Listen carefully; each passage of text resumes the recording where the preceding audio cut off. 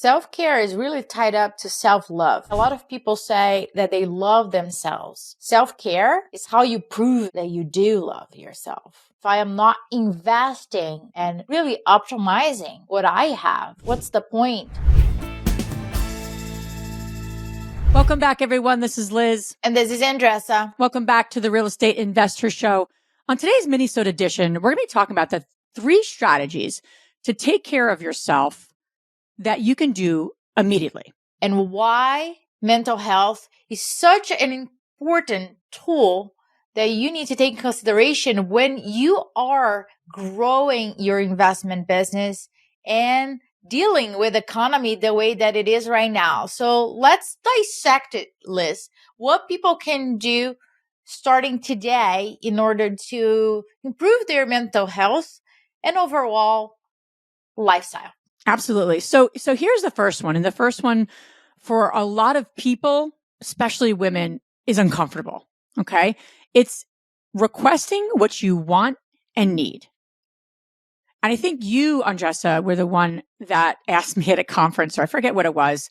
You said, what do you want to drink? Or I'm like, I don't know, whatever. She's like, no, what do you want to drink? I'm like, well, I really like seltzer. Remember, it was at our first investor con. Yeah. And that got me thinking about so many different things in my life. Like, what do I really want and need? And that is a big step towards mental health, kind of taking care of yourself. So I just quick story. One of our Strive members, I was speaking to the other day, and she said something about not being able to make the live calls. She has a little one, and she was sharing a little bit about that and how frustrated she was at the season of her life. And then we started diving a little more into it, and she said something interesting. She goes, I'm not even asking for what I want and need. I said, you're a pretty resourceful person. You could figure out how to get a coverage for an hour. She's like, yeah, I could. I'm like, you've figured out a lot of things. So why not this? She goes, I appease and I don't ask and request what you want, not permission, but request. So she said, okay, I'm going to do that moving forward. So the question for you, the action for you to think about, right, is what do you need and want? And then fill in the blank. So it might be, what do I need and want for myself to get a break today? What do I need and want in my relationship? What do I need and want in my business? These are big questions, but we need to get clear so that we can request from other people. The problem, Liz, that many people don't know what they want, what they truly want. Because when I ask women that question, they say, what do you mean? Yeah, just like I did. Yeah, I mean, what you as a person, not you as a mom, or because we're always thinking about what other people need and want and how can we support that. But what do I really want? I do want a caramel latte made with the highest, specialty, because it's different. So I don't want a regular one that is like waterly. I don't. Very specific. And it's okay that I am specific with it, right? And it goes all from time management, from food, from relationships, everything. Even the flow of your day, meaning, I'll give you a very good example. I had like 7 calls yesterday, and it was a lot of calls. And I stopped and I said, I knew you were off. Okay. I could sense your vibration. So your frustration. I was like, what is happening? But I'm going to ask her later on, but I sense it. Okay. So the bottom line there, you're catching me off here. So what really came up for me is it's just too many conversations, because then there's follow up, there's preparation. I'm not just like winging it. And then there's things I told these people I'm going to do, whether it's building a relationship, members of ours, etc. And I stopped and I said, this was too many. What would work? And obviously I'll have to put systems and processes. And I shared it with our team just to kind of keep an eye on it for me, because we're a team. And just because I have this feeling, I want to communicate so they're clear too that this is an intention, right? And then we could put we're putting boundaries.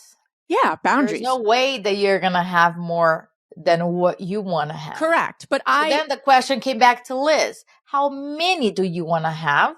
So we can really put those guardrails in place and move forward. But I like that you were aware and you requested.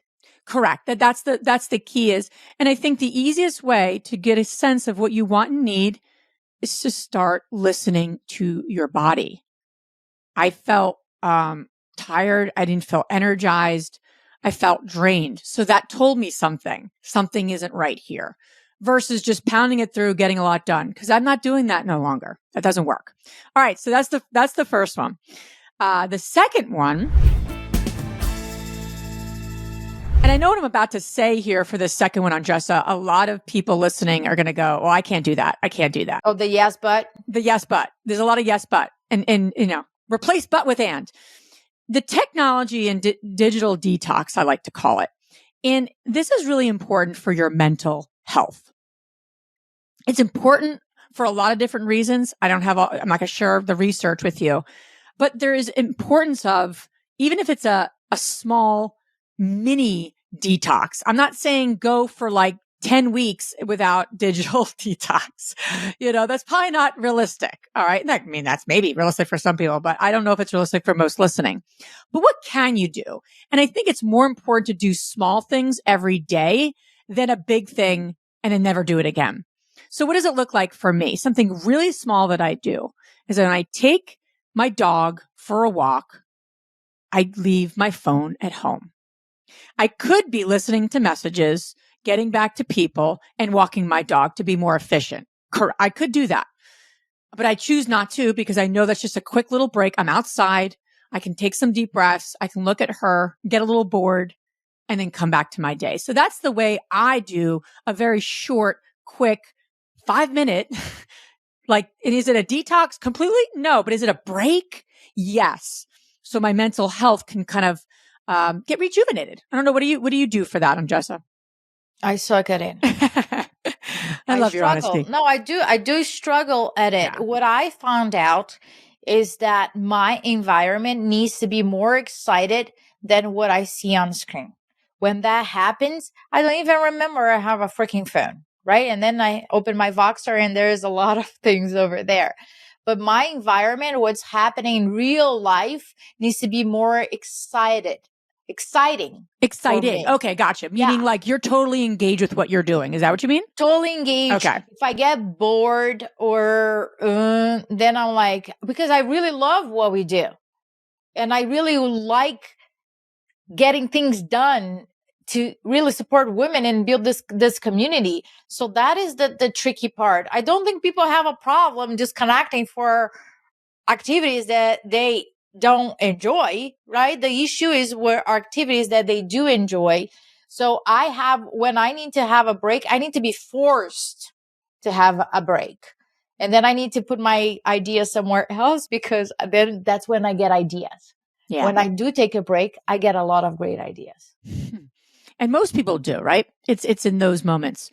The last one I'll say is really to prioritize self-care on a daily basis. And again, self-care is not just critical, but it's imperative to living your best life and really living your best life on your own terms. And again, like, what does this look like? For some people, it's getting their nails done. For other people, it's literally doing something that checks in with themselves, like checking in with myself, like what's coming up for me? How am I feeling? That's a way that I take care of myself, right? That's self-care. Now, obviously working out is also really important for me. Laughing is really a part of self-care. I really look for ways to laugh and smile because that brings energy to ourselves. Simple things.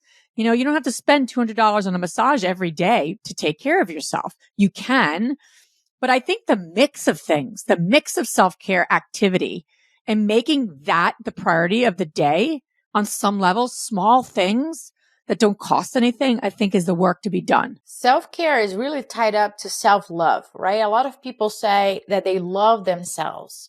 Self-care is how you prove it that you do love yourself. Because if you're not investing in yourself, I only have this body, this brain, right? If I am not investing and really optimizing what I have, what's the point? I see a lot of people investing in properties and not investing on their own asset a lot. And they want, with a gas tank in a reserve, they want to run a marathon and they want to take a longer trip and they want to scale. Listen, you don't have fuel to scale. You don't have fuel to scale if self-care is not a priority in your life. So true.